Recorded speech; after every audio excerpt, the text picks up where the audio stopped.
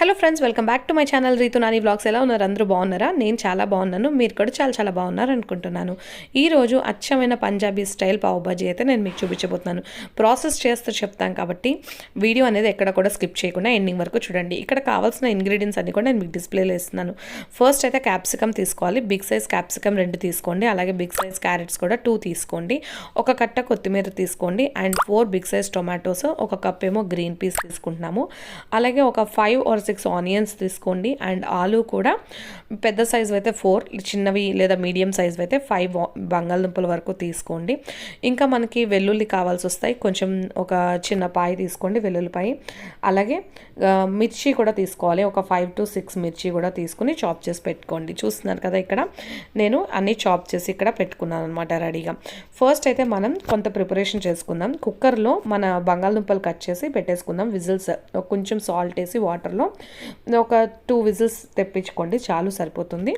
Next వచ్చి ఇప్పుడు mixie తీసుకుని ఇందులో మిర్చి అండ్ గ్రీన్ పీస్ ఈ రెండే వేసుకుని మిక్సీ పట్టేస్తున్నాం అనమాట. ఫైన్ పేస్ట్ లాగా ఇట్లా మిక్సీ పట్టేసుకోండి. అండ్ నెక్స్ట్ మన దగ్గర ఉన్న టమాటోలు ఉన్నాయి కదా, వాటిని ఇక్కడ మేము గ్రేట్ చేస్తున్నాము. ఇలా గ్రేట్ చేయడం వల్ల ఏంటంటే మనకి మంచి ప్యూరీ వస్తుంది.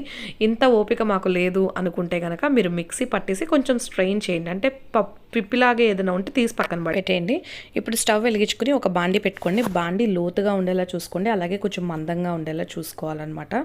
ఇందులో 2 నుంచి 3 టేబుల్ స్పూన్స్ వరకు కూడా ఆయిల్ వేసుకోవాలి. ఆయిల్ కొంచెం హీట్ అయిన తర్వాత ఇందులో క్యారెట్, క్యాప్సికమ్ వేసుకుని బాగా వేగించండి. ఒక 2 మినిట్స్ బాగా కదుపుకోండి. ఇప్పుడు ఇందులోనే మనం మిక్సీ చేసి పెట్టుకున్నాం కదా, పచ్చిమిర్చి బఠానీ మిక్సీ చేసి పెట్టాం కదా, ఆ మిక్సీ చేసిన పేస్ట్ని కూడా ఇందులో వేసేసి బాగా కలపాలన్నమాట. ఈ పావ్ బజ్జీలో మనకి కొంచెం ఆయిల్ కానీ బటర్, నెయ్యి ఇవి కొంచెం ఎక్కువగానే వాడతాము. అందుకనే వన్స్ ఇన్ ఏ వైల్ మనం ఇంట్లో హెల్తీగా పిల్లలకి చేసి పెట్టచ్చు. ఎప్పుడు బయటకు వెళ్ళి తినే బదులు మనం ఇంట్లో చేసుకుంటే ఇంకొంచెం హెల్తీగా ఉంటుంది. అంటే మనం మంచి ఆయిల్ వాడుకుంటాము, అలాగే నెయ్యి ఇవన్నీ మనము మంచిగా వాడతాం కాబట్టి ప్రాబ్లం ఉండదన్నమాట. ఇప్పుడు బాగా కలిపిన తర్వాత ఇందులోనే మనం టమాటో ప్యూరీ చేసాం కదా, అది కూడా వేసేసి బాగా కలుపుకొని మూత పెట్టేసి ఒక 10 మినిట్స్ సిమ్లో పెట్టి మగ్గించండి. 10 మినిట్స్ తర్వాత ఓపెన్ చేసి చూస్తే ఇట్లా మగ్గుతుంది. మళ్ళీ బాగా మ్యాష్ చేయండి, ఎందుకంటే బఠానీ ఇవన్నీ కూడా బాగా మ్యాష్ అయిపోవాలి. ఇప్పుడు ఇందులో ఒక 1 టేబుల్ స్పూన్ వరకు సాల్ట్ వేసుకున్నాం. అలాగే కొంచెం కారం కూడా 1 టీ స్పూన్ కూడా కారం అనమాట. అంటే ఇది రుచికి సరిపడా, మీకు మీ టేస్ట్ని బట్టి కొంచెం ఎక్కువగా తినే వాళ్ళైతే కొద్దిగా ఎక్కువ వేసుకోండి, తక్కువ తినే వాళ్ళైతే తక్కువ వేసుకోండి. అంతే, ఇందులో అడ్జస్ట్మెంట్స్ అనేది మీరు చేసుకోవాలి అంతే. బాగా కలిపిన తర్వాత మళ్ళీ మూత పెట్టేసి సిమ్లో పెట్టేసేయండి. నెక్స్ట్ మనం మసాలా ప్రిపేర్ చేసుకుందాం. దీనికోసం ఇంకో స్టవ్ వెలిగించుకొని దోశ ప్యాన్ పెట్టుకోండి. దోశ ప్యాన్ హీట్ అయిన తర్వాత ఒక 1 టీ స్పూన్ మెంతులు, 1 టీ స్పూన్ జీలకర్ర, అలాగే 1 టేబుల్ స్పూన్ వచ్చి కసూరి మేతి వేసుకుని కొంచెం వేయించండి. ఇందులోనే మనం 10 నుంచి 15 మిరియాలు వేసుకోవాలి, అంటే మీ స్పైసీ లెవెల్ తగ్గట్టు అనమాట. వేయించుకొని బాగా దూరగా వేగిన తర్వాత, అంటే డ్రై రోస్ట్ చేసుకోవడం, బాగా వేగిన తర్వాత స్టవ్ ఆఫ్ చేసి చల్లారనివ్వండి. బాగా చల్లారిన తర్వాత ఏం చేయాలంటే దీన్ని పౌడర్ చేసుకోవాలి. ఏదర్ మిక్సీ అయినా పట్టుకోండి లేదా దంచుకోండి. ఇలా ఫైన్ పౌడర్ అయితే అయిపోవాలి. సో ఇప్పుడు లిడ్ ఓపెన్ చేసి చూస్తే ఇది చక్కగా మగ్గిపోయింది. ఇది ఒకసారి అడుగంటకుండా బాగా కదుపుకున్న తర్వాత మనకి మార్కెట్లో దొరికే పావ్ బజ్జీ మసాలా ఏదో ఉంటుంది కదా, సో అది తీసుకుని ఒక 2 టీ స్పూన్స్ అయితే వేసుకోండి. ఇక్కడ నేను ఒక 2 టీ స్పూన్స్ పావ్ బజ్జీ మసాలా వేసుకున్నాను. అలాగే నెక్స్ట్ మనం తయారు చేసి పెట్టుకున్న పౌడర్ ఇప్పుడు ఏదైతే ఉందో మసాలా పొడి, అది కూడా ఒక 1 teaspoon or 1.5 teaspoon అయితే వేసుకోండి. వేసుకొని బాగా కలుపుకొని మళ్ళీ మూత పెట్టి సిమ్లో పెట్టండి. ఇంతకీ ఈ పావ్ బజ్జీ స్టోరీ ఏంటంటే, రీసెంట్గా మా వదిన గారు వాళ్ళు పంజాబ్ వెళ్ళారు. అక్కడ ఒక షెఫ్తో ఈ పావ్ బజ్జీ రెసిపీ షూట్ చేయించి మన కోసం వీడియోస్ అయితే పంపించారు, మన యూట్యూబ్ ఫ్యామిలీ కోసం. కాబట్టి ఇది పక్కా పంజాబీ స్టైల్ పావ్ బజ్జీ అనమాట. కాబట్టి మిస్ అవ్వకుండా మీరు కూడా ఒకసారి ట్రై చేసి చూడండి ఎట్లా ఉంది టేస్ట్ అనేది. ఇప్పుడు మనం ఏదైతే బాయిల్ చేసుకున్నామో బంగాళదుంపలు, వాటి పీల్ తీసేసి మెత్తగా మ్యాష్ చేసేసుకోవాలి. ఇక్కడ చూపిస్తున్నట్టుగా మెత్తగా మ్యాష్ చేసేసుకుంటే మనకి ముద్దలాగా అవుతుంది. ఈ ముద్దను తీసుకెళ్ళి మన కర్రీలో వేసేసుకొని బాగా కలిసిపోయేలాగా కలుపుకోవాలన్నమాట. మన దగ్గర ఇలా మ్యాషర్ ఉంటే ఓకే, మన దగ్గర మ్యాషర్ లేకపోతే గరిటతోనే కొంచెం కష్టపడాల్సి వస్తుంది. కష్టపడి మెదిపి బాగా మిక్స్ చేయండి. ఇలా మిక్స్ చేసి ఒక 5 మినిట్స్ సిమ్లో పెట్టి మగ్గించండి, సరిపోతుంది. బాగా మిక్స్ అయిపోయినాక ఇలా గట్టి పడిపోయింది కదా, సో ఇప్పుడు మనం ఏం చేయాలంటే కొంచెం ఫైనల్ టచ్ ఇవ్వడానికి చిన్న బటర్ అయితే వేస్తాం. ఇందులో బటర్ వేయడం వల్ల మంచి టేస్ట్ వస్తుంది.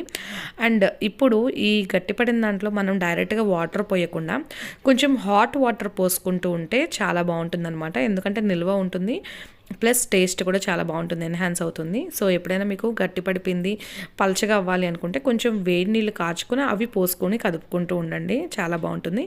ఇంకా ఫైనల్గా ఇంకొక చిన్న స్టెప్ అయితే ఉంది. దానికోసం మనం స్టవ్ వెలిగించుకొని ఒక చిన్న బాండి పెట్టుకున్నాము.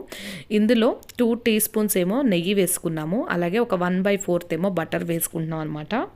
ఇది హీట్ అయిన తర్వాత సన్నగా చాప్ చేసి పెట్టుకున్న 2 లేదా 3 గ్రీన్ మిర్చి, అలాగే 6 నుంచి 7 వెల్లుల్లిపాయ రెమ్మలు ఉంటాయి కదా, అవి కూడా మంచి గ్రేట్ చేసి పెట్టుకోవాలి, అవి వేసుకోండి. ఆనియన్స్ అయితే పెద్దవి 2, చిన్నవి అయితే 4 సన్నగా చాప్ చేసి పెట్టుకుని వేసుకోవాలన్నమాట. వేసుకుని మంచిగా మెత్తగా మ్యాష్ అయిపోవాలి, ఒక పేస్ట్ లాగా అయిపోవాలి, అలా బాగా వేయించుకోండి. ఇప్పుడు ఇందులోనే మనం ఫైనల్గా ఒక 1 స్పూన్ ఏమో కాశ్మీరీ కారం వేసుకుంటున్నాము. ఇందాక కూడా నేను మీకు చెప్పడం మర్చిపోయాను, ఈ రెసిపీలో కారం బదులు కాశ్మీరీ కారం వాడండి. దానివల్ల ఏంటంటే మనకి టేస్ట్ ఎన్హాన్స్ అవుతుంది, కలర్ చాలా బాగుంటుంది చూడడానికి. అలాగే కాశ్మీరీ కారం స్పైసీ ఉండదు కాబట్టి కొంచెం మీరు ఒక 1 టీ స్పూన్ ఎక్కువైనా కూడా మీకు ఏం కారం అనిపించదు అనమాట. ఇప్పుడు ఇది కొంచెం వేగిన తర్వాత ఒక 5 మినిట్స్ తర్వాత మనం ఏదైతే కర్రీ ప్రిపేర్ చేసుకున్నామో ఆ కర్రీలో ఇది వేసేసుకుని కర్రీని కూడా జస్ట్ ఒక 5 మినిట్స్ సిమ్లో పెట్టి కొంచెం అంటే ఆ ఫ్లేవర్ దానికి పట్టాలి కదా, అందుకని స్టవ్ మీద ఉంచండి ఒక 5 మినిట్స్. ఇప్పుడు సైడ్ మనం పావు అయితే కాల్చుకుందాము. దానికోసం స్టవ్ వెలిగించుకొని ప్యాన్ పెట్టుకుని, దోశ ప్యాన్, దీని మీద కొంచెం బటర్ వేసుకుని, ఇక్కడ వాళ్ళైతే కుల్చా కాల్చుకున్నారు, మనం పావు అయినా సరే కాల్చుకోవచ్చు అనమాట. బటర్ ఎక్కువ వాడుతున్నామని మీరు ఫీల్ అయితే నెయ్యితో అయినా కాల్చుకోవచ్చు, హెల్దీయే.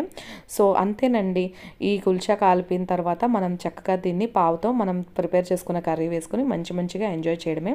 5 మినిట్స్ తర్వాత కర్రీ ఆఫ్ చేసేసేయండి మర్చిపోకుండా. ఆఫ్ చేసేసి అందులో కొంచెం లెమన్ స్క్వీజ్ చేసి కొత్తిమీర వేసుకుని గార్నిష్ చేసుకోండి.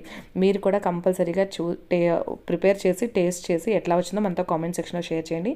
మన ఛానల్ ఎవరైనా సబ్స్క్రైబ్ చేయడం మర్చిపోతే సబ్స్క్రైబ్ చేసుకోండి, వెంటనే పక్కన ఉన్న బెల్ ఐకాన్ హిట్ చేయండి. Bye everyone.